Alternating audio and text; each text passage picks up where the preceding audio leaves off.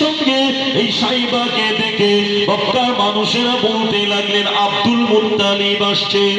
আর ওই দিন থেকে সাইবা নামটা মানুষ না, ওই দিন থেকে আব্দুল মুত্তালিব নামে আমার নবী পাকের দাদু জানের পরিচিতি হয়ে গিয়েছে।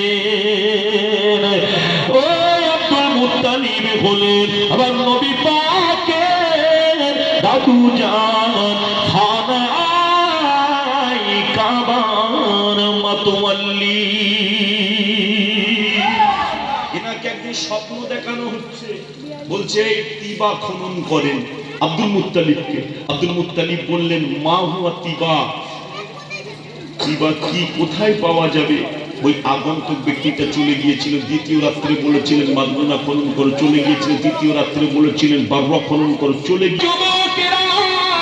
আব্দুল মুত্তালিবের 10টা পুত্র সন্তান ছিল। এই 10টা পুত্র সন্তানের ভিতর থেকে বড় বেটার নাম ছিল হারেস। আর এই হারেসকে সঙ্গে করে নিয়ে লোহার খুন্তি হাতে করে নিয়ে খনন করতে এসে গিয়েছে।